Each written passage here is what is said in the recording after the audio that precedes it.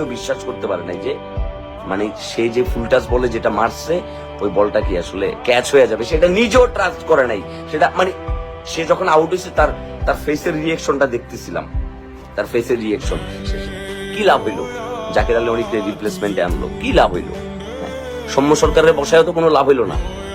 আর তার উপরে মানে আম্পায়ারের বেশ কিছু ডিসিশন, ওয়াইডের ডিসিশন, আউটের ডিসিশন, মানে যে যার যার মন মতো নিছে। মানে এখন আসলে দোষটা কারে দিব? আসলে নাজমুল হাসান শান্তরে দোষ দিব, সাকিব আল হাসানরে দোষ দিব, জাকির আলী অনিকরে দোষ দিব, মাহমুদুল্লাহ রিয়াদ ফুল টাচ বলে ছক্কা কেন মারতে পারে নাই এটার জন্য তারে দোষ দিব, তাহিদ হৃদয় কেমনে আউট হয়ে গেছে এটার জন্য তারে দোষ দিব, নাকি আম্পায়ারের দোষ দিব, নাকি আমাদের ভাগ্যরে দোষ দিব?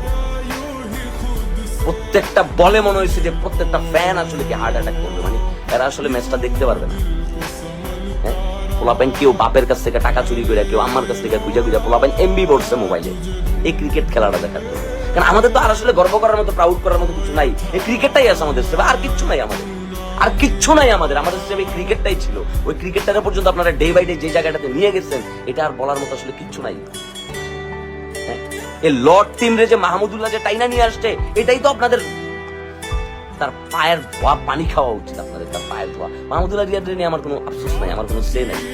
মানে ছক্কাটা মারার পরে তার চেহারার ভিতরে মানে তার কাছে মনে হচ্ছে যে সে অনেক বড় ক্রাইম করে ফেলছে, মানে এই ছক্কাটা তার মারাই দরকার ছিল, সে কেন মারতে পারে না? তার এমন একটা রিয়েকশন ছিল, মাহমুদুল্লাহ রিয়াদের রিয়েকশনটা যখন ক্লোজলি দেখাচ্ছিল, মাহমুদুল্লাহ রিয়াদ কোনোভাবেই নিজেরা ক্ষমা করতে পারে নাই, ঠকায় গেছেন। আমাদের বিশ্বাস নিয়ে আপনারা খেলছেন, আমরা মাঠের বাইরে থেকে 18 কোটি মানুষ আপনাদের জন্য দোয়া করে, কিন্তু আপনাদেরকে অভিশাপ দেয় না। হাজার গালিগালাজ করুক, হাজার মন খারাপ করুক, হাজার আপনাদেরকে ট্রোল করুক, সমালোচনা করুক, কেউ কিন্তু আপনাদেরকে মন থেকে অভিশাপ দেয় না। কারণ প্রত্যেকটা ম্যাচে প্রত্যেকটা অডিয়েন্স আপনাদের জন্য মন ভরে দোয়া করে। আজকের ম্যাচটা হয়তো আমরা জিতবো। আমরা 113 রানের ম্যাচটা আমরা জিততে পারি নাই। এই সাউথ আফ্রিকার সাথে কখনোই আমরা টি20তে জিততে পারি নাই, কখনোই। কি সাউথ আফ্রিকার সাথে টি20 ম্যাচ আমরা জিততে পারি নাই।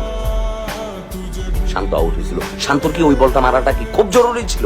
খুব জরুরি ছিল নাজমুল হাসান শান্তর ওই শর্ট সিলেকশনটা খেলা, মানে ওই শর্টটা খেলা। উইকেটটা সে বিলাইয়া দিয়ে আসছে। লজ্জা, তাদেরকে দেখা লজ্জা পাবে, বিন্দু মাত্র লজ্জা তাদের ভেতর নাই। একটা প্লেয়ারের ভেতর কি বিন্দু মাত্র লজ্জা নাই।